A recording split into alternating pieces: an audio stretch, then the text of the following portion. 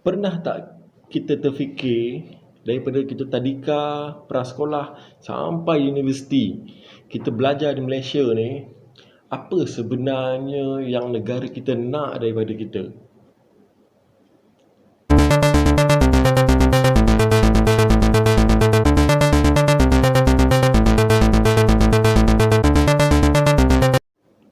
Assalamualaikum, selamat datang ke channel Syed Judan Sembang.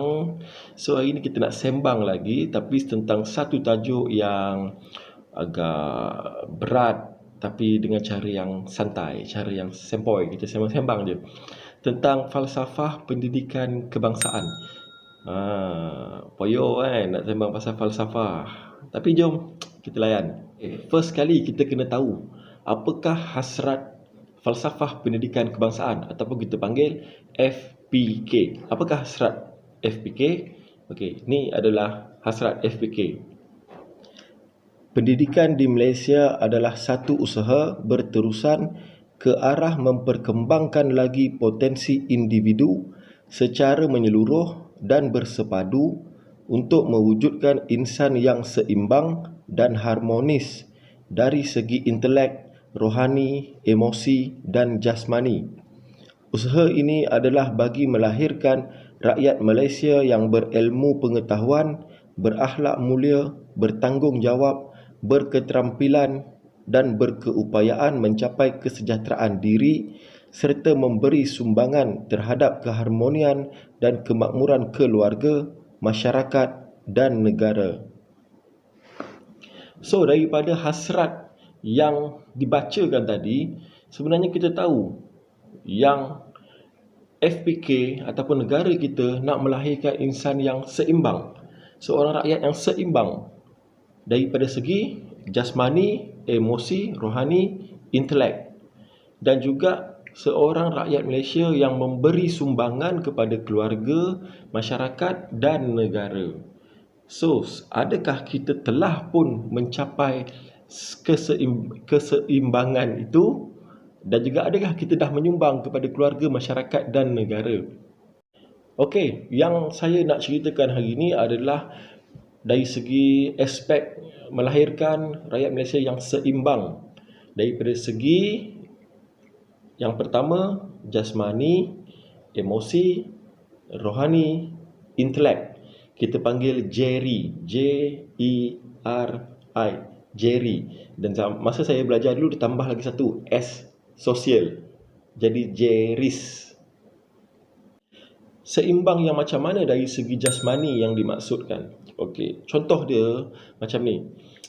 Negara kita nak melahirkan rakyat yang sihat, rakyat yang mempunyai kesedaran untuk menjaga kesihatan diri, keluarga, masyarakat dan seluruh rakyat Malaysia lah.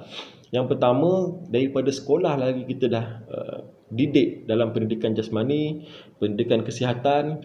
Kita ada juga aktiviti co-curriculum, kita ada hari sukan, aktiviti sukan, macam-macam yang kita buat di peringkat sekolah, daripada prasekolah, sekolah rendah, menengah, universiti, college, semua ada kesedaran-kesedaran sukan ni, semua kita buat. So, apabila masuk ke alam pekerjaan, kita bukan sahaja nak seorang pekerja yang hebat, pandai, tetapi juga sihat. Takkanlah korang bekerja hebat-hebat tapi dalam seminggu MC 3 hari. Aspek yang kedua, emosi. Dari segi emosi ini, kita nak melahirkan rakyat Malaysia yang boleh mengawal emosi dengan baik dalam apa jua situasi.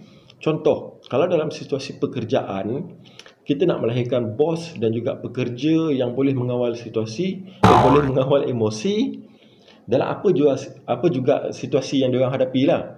Contoh kalau syarikat ataupun satu company itu ada masalah, bukannya mengamuk, marah ataupun sedih, sebaliknya kontrol emosi, berfikir untuk menyelesaikan masalah tersebut supaya institusi itu berjaya.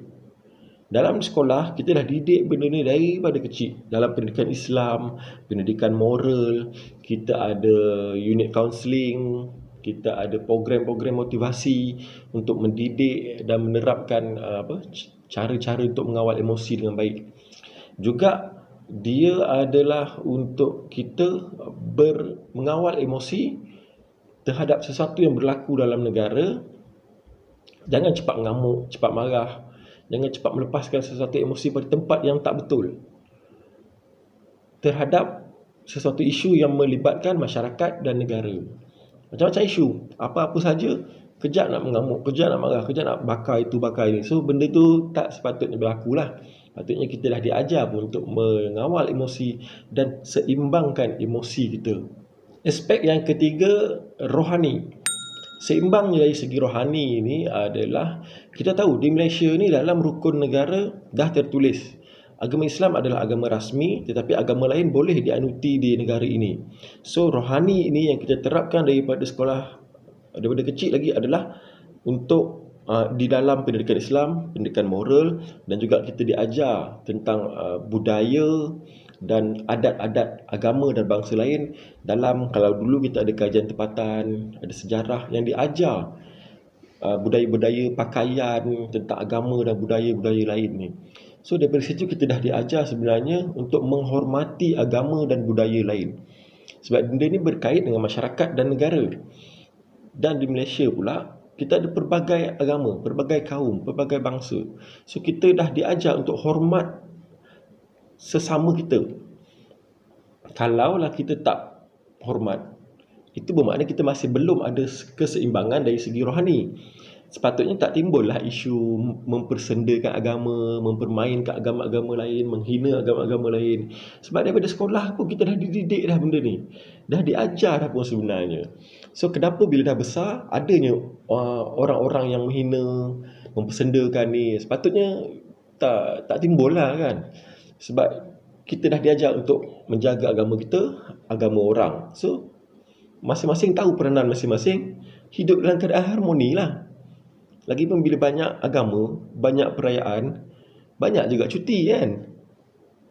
Aspek yang keempat adalah intelek. Yang mana intelek ni adalah yang paling kita tekankan lah di sekolah.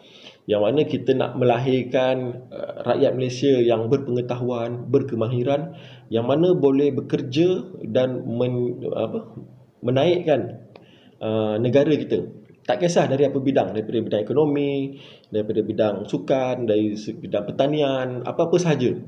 Itu yang kita nak daripada bidang intelek ni. Sebab tu daripada sekolah rendah pun kita dah didik macam-macam mata pelajaran lah, subjeknya macam-macam subjek, BM, BI, sains, matematik semua, untuk kita didik daripada kecil sampai besar. So bila dah besar, dah sampai universiti, kita pula berkhidmat untuk masyarakat, negara, tak kisah dalam apa bidang. Okey, kalau boleh saya tambah satu lagi. Sebab zaman saya belajar dulu, ditambah satu lagi, S, sosial. Untuk apa tambahnya sosial dalam keseimbangan ni? Okey, tambahan sosial ni adalah untuk tambahan sosial ni adalah untuk melahirkan dulu kan, isu kebanyakan orang yang ada diploma, degree, tapi tak ada kemahiran untuk bercakap, berhadapan dengan orang, kemahiran nak bekerja, nak berkomunikasi kurang. So ditambah satu lagi sosial untuk melahirkan orang yang berani bercakap, berani ke depan, berani dalam apa-apa bidang, supaya kita boleh berhadapan dengan pelbagai masyarakat, pelbagai orang yang berada di Malaysia dan juga luar negara. Apa yang kita buat kat sekolah? Kat sekolah memang daripada sekolah rendah pun, kalau kita tahu, ada kawan-kawan kita yang daripada kecil kita dah didik dia giliran, terutama pengawas lah, baca doa, baca ikrar, apa lagi, bagi ucapan, bagi arahan. Itulah didikan daripada awal yang kita didik untuk melahirkan orang yang mempunyai sosial yang baik. Dan juga kita ada aktiviti yang berkumpulan, kita campurkan, supaya daripada kecil kita didik dia orang ni, murid-murid ni, sampai ke besar dah terbiasa untuk bersosial dengan baik. Okey, setelah mendengar 5 aspek yang FPK nak kita seimbang tadi, adakah kita telah seimbang? Termasuk saya sendirilah. Ya, adakah kita dah seimbang? Adakah kita punya kesihatan yang baik? Adakah kita punya emosi yang baik dalam seharian, dalam keluarga, dalam bekerja? dalam sesama masyarakat? Adakah kita mempunyai rohani yang baik untuk amalan ibadah kita dan juga terhadap pandangan kita terhadap agama-agama dan budaya lain? Adakah kita mempunyai intelek yang cukup dalam bidang kita? Adakah kita mempunyai kemahiran yang cukup dalam bidang kita? Dan adakah kita mempunyai hubungan sosial yang baik sesama rakyat Malaysia? Kalau ada 5 ini, bermakna korang telah menepati hasrat FPK. Koranglah produk yang diinginkan. Tapi kalau salah satu ini tak ada, mungkin korang dah hebat, rohani, intelek, emosi, sosial, tapi seminggu kerja 3 hari cuti. Jasmani pula selalu sakit.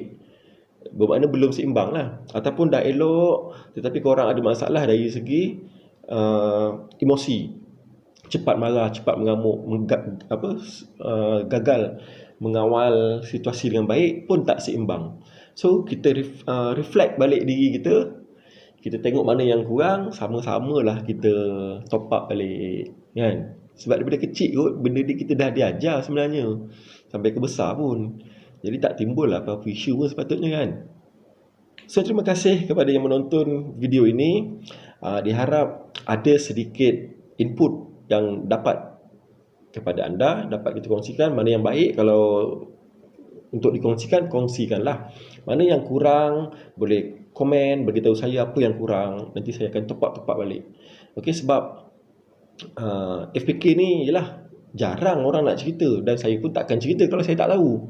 So mana-mana yang kita tahu, kita ceritalah. Okey, dan semoga ada benda-benda yang kita dapat, mana-mana kebaikan kita sebarkan. Dan terus tunggu video-video seterusnya daripada saya. Semoga ada apa-apa yang kebaikan untuk kita semua. Okey, like, share, subscribe. Okey, terima kasih. Assalamualaikum, bye bye.